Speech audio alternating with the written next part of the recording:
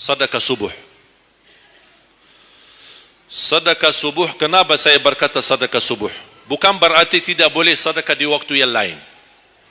Semua sedekah boleh di setiap waktu dan setiap saat, hari Jumat maupun selain hari Jumat.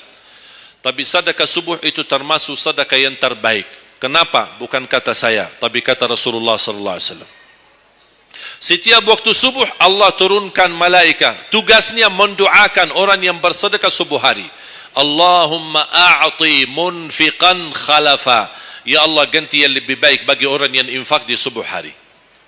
Ibu-ibu lagi halangan tidak salat, sebelum beraktivitas isi sedekah subuh. Anda tidak usah susah-susah mencari anak yatim dan orang miskin di subuh hari. Mulai hari ini masing-masing bikin kotak amal atau botol atau kaling, simpan di rumah. Setiap habis salat subuh sebelum beraktivitas isi sedekahnya. Apalagi kalau sedekah itu disertai doa. Begitu Anda sedekah, sebutkan hajatmu.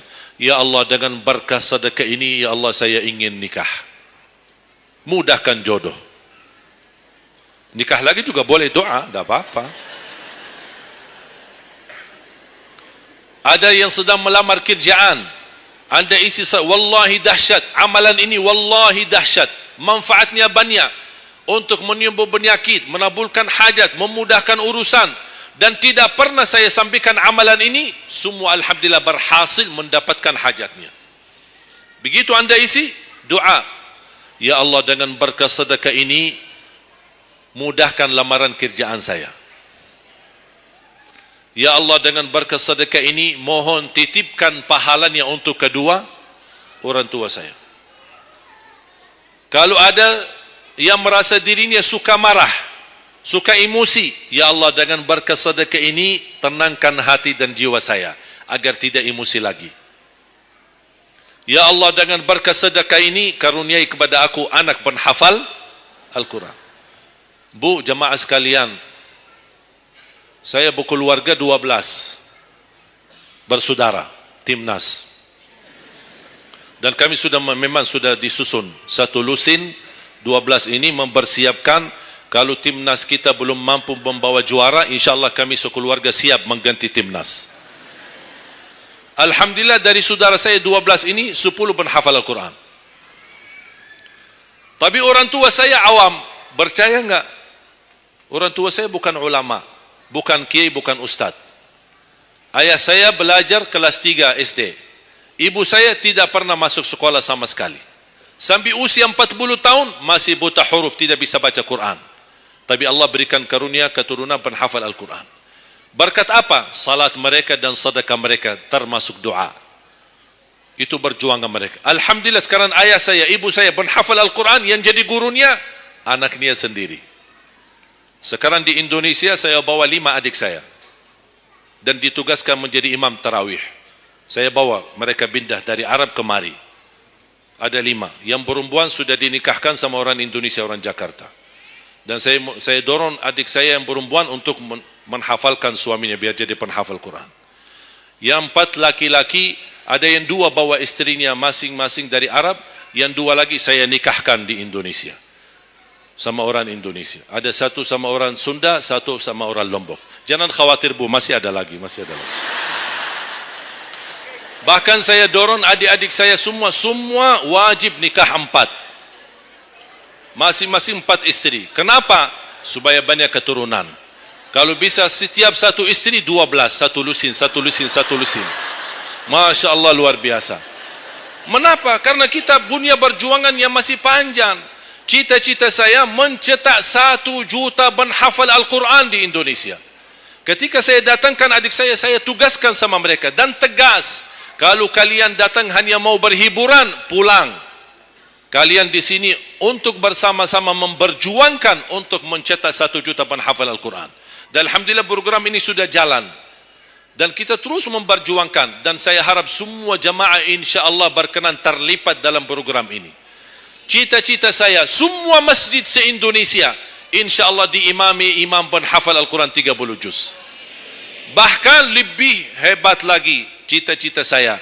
InsyaAllah saya yakin akan terjadi. InsyaAllah di demikian hari, di waktu yang Allah insyaAllah tentukan, insyaAllah presiden kita penghafal Al-Quran. Coba, ya Allah rasanya enak. Langsung diumumkan di Masjid Istiqlal, khatib dan imam salat Idul Fitri, penghafal Al-Quran 30 juz, Presiden Republik Indonesia. Oh, mantap. Imam salat Idul Adha, Presiden kita. Salat Jumat, khatib dan imam, Presiden kita. Tidak perlu ganti imam. Udah, tidak perlu ganti imam, subhanallah. Luar biasa. Coba, saya kagumi ketika membaca dan melihat YouTube-nya Presiden Erdogan, Turki. Walaupun beliau bukan penghafal Al-Quran, tapi murattal bacaannya beliau, Masya Allah. Mana ada sekarang presiden di dunia Islam sebagaimana bacaannya yang benar. Ini sudah saatnya, tapi bukan sekarang ya, nanti maksud saya, sabar dulu. Nanti jadi kacau nanti, semua, sabar dulu. InsyaAllah ada waktunya, InsyaAllah. Mulai dari sekarang kita ayo bersama-sama mempersiapkan untuk kalau anda gagal menjadi penghafal Al-Quran, jangan gagal anakmu, cucumu, generasi yang ini semua. Kita melihat, saya bangga. Kenapa saya semangat untuk mencetak 1 juta penghafal Al-Quran? Itu berkatnya acara Hafiz Indonesia. Nonton kan acara Hafiz Indonesia? Nangis ya? Habis tisu kan? Tahu enggak salah satu karunia Allah untuk Indonesia? Ada teman saya berusaha punya TV di Arab. Beliau ingin membuka dan membuat acara Hafiz Indonesia versi Arab, tapi gagal. Kenapa? Karena tidak menemukan jumlah yang banyak penghafal Al-Quran di bawah usia 10 tahun. Hanya Indonesia saja. Malaysia kalah, Indonesia saja. Di bawah 10 tahun. Dan sayang sekali memang anda yang nonton acara Hafiz Indonesia, anda nonton acara yang sudah jadi. Tapi anda belum tahu apa yang kami berjuangkan di belakang layar. Sebelum acara Hafiz Indonesia, 4 bulan bekerja keras. Sambil tim turun ke lapangan, ke desa-desa, kampung-kampung, ke pulau-pulau untuk menumbulkan dan mendatangkan, menghadirkan para penghafal Al-Quran. Ketika dibawa di Jakarta, 2 bulan berturut-turut kami didik mereka. Yang awalnya pemalu, awalnya ada yang mohon maaf, kencing di celananya sendiri. Saking tidak berani, takut. Alhamdulillah sekarang menjadi mereka pemberani. Bahkan mereka berlumba-lumba azan subuh. Mereka berlumba-lumba membangunkan sesama saudaranya. Sama-sama tertib, makan. Kita menghadirkan dokter kesehatan, kita menghadirkan dokter psikologi jiwa untuk menjaga perasaan mereka selama 2 bulan. Didampingi kadang-kadang ibu mereka, didampingi kadang-kadang ayah-ayah mereka. Dan semua rata-rata sepakat orang tua mereka, tidak pernah kami merasakan bangga memiliki anak sebagaimana kami melihat perjuangan di Hafiz Indonesia. Dan alhamdulillah begitu selesai acara Hafiz Indonesia, kami tidak tinggalkan mereka. Kami terus kawal, kami terus pimpin. Dan alhamdulillah mereka di kampung masing-masing sudah membangun rumah tahfiz. Ada yang membangun pesantren untuk mencetak dan melahirkan jumlah yang banyak penghafal Al-Quran. Dan ini perjuangan luar biasa. Tidak mudah. Berapa biaya yang dikeluarkan. Dan mohon maaf, belum ada sponsor yang bisa mensponsori kita dan membayar full untuk kita. Kita terus bekerja keras. Dan alhamdulillah masih Allah hantarkan kepada kita orang yang dermawan, orang yang baik, yang berduli dengan dan mencintai Al-Quran. Allah anugerahkan. Wallahi menurut saya, saat ini, zaman ini, sedekah yang terbaik dan yang termulia, semua apapun yang terkait dengan Al-Quran, itulah yang termulia. Makanya boleh anda ketika anda bersedekah, jangan lupa disertai doa. Di antaranya anugerahkan ya Allah Indonesia menjadi negara Al-Quran. Tapi tolong fokus. Kalau anda isi sedekahnya, tolong disesuaikan. Jangan isi sedekahnya koin, teng, tapi doanya sampai terbit matahari. Tidak ada malunya. Kata Allah, koin-koin aja sedekahnya, doanya dah habis-habis. Hajatnya panjang, lebar. Malu kita. Bukan Allah tidak bisa. Allah maha bisa menabulkan hajat. Tapi kita malu sama Allah.